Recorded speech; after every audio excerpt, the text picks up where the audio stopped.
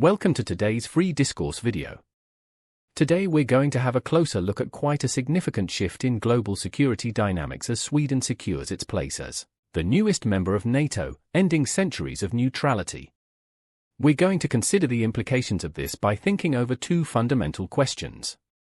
Firstly, what prompted Sweden's historic decision to join NATO?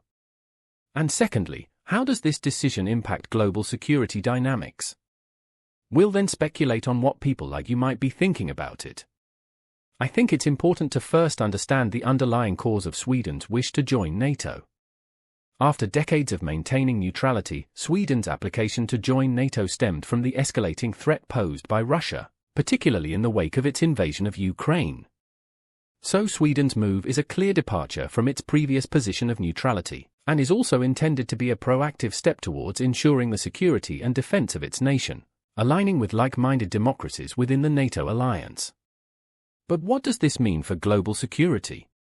Sweden's accession to NATO is likely not only to bolster the alliance's strength, but also extends its reach along its northern flank in the Baltic Sea, potentially encircling Russia.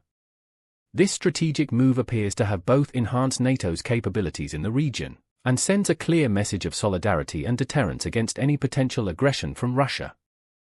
However, we ought to remember that this decision didn't come without its hurdles. Diplomatic wrangling, particularly with countries like Turkey and Hungary, delayed Sweden's membership process. But now Hungary has given its approval, Sweden's path to NATO membership is clear, marking a significant milestone in European security architecture. So it seems clear that Sweden's journey from neutrality to NATO membership represents a shift in European security arrangements, reflecting a strategic response to evolving geopolitical realities. But what are people likely to think about this? Here at the Free Discourse channel, we like to consider a range of views in our videos. So, let's consider how people are likely to be seeing things.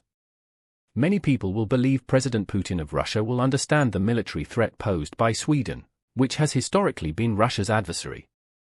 Sweden's decision to abandon neutrality and join NATO, facilitated by Hungary's withdrawal of a veto, presents a strategic challenge for Russia, completing NATO's control over the Baltic Sea and potentially providing Ukraine with advanced fighter jets, such as the Swedish Gripen, which are seen as crucial for its defense against Russian aggression.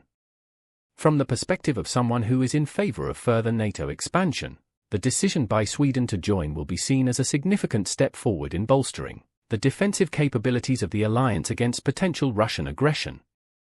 Advocates of NATO expansion would say that Sweden's accession strengthens the security of Baltic states and reinforces the principle of collective defense. They would also contend that Putin's aggressive actions in Ukraine have created a need for a robust response from NATO, and Sweden's membership enhances the alliance's ability to deter further Russian aggression in the region. Additionally, the potential provision of advanced fighter jets to Ukraine, facilitated by Sweden's inclusion in NATO, will be seen as a positive development that could bolster Ukraine's defense capabilities against Russian incursions. That said, many will be skeptical of Sweden joining NATO and will have some concerns. They would say that this just risks escalating tensions with Russia and in the Baltics, and also increases the chance of triggering a new Cold War. They would question the need for NATO to enhance its presence further, particularly considering Russia's historical sensitivity to perceived encroachment on its borders. There is also a valid criticism to make around advanced militarization, and the resulting diversion of resources away from other pressing domestic needs. It's arguable that politicians should advocate for diplomatic solutions and de-escalation efforts rather than further military build-up. On the whole, I expect views on Sweden's NATO accession to vary, with some analysts highlighting the strategic advantages it brings to the alliance while acknowledging the potential risks of provoking Russia. While NATO's expansion strengthens its defensive posture in the Baltic Sea region and provides greater security assurances to member states, it also carries the risk of escalating tensions with Russia and undermining prospects for diplomatic resolution of conflicts. Moreover, the provision of advanced military equipment to Ukraine underscores the complexities of balancing deterrence with the need for diplomatic engagement. Overall, we can see a nuanced geopolitical landscape of the region, where considerations of security, diplomacy, and historical rivalries converge. So, what's your take on this?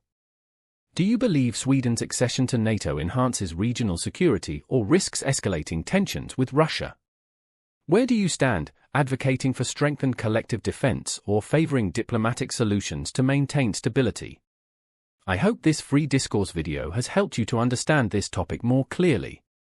If so, don't forget to like the video and consider subscribing for regular updates on the most important of world affairs.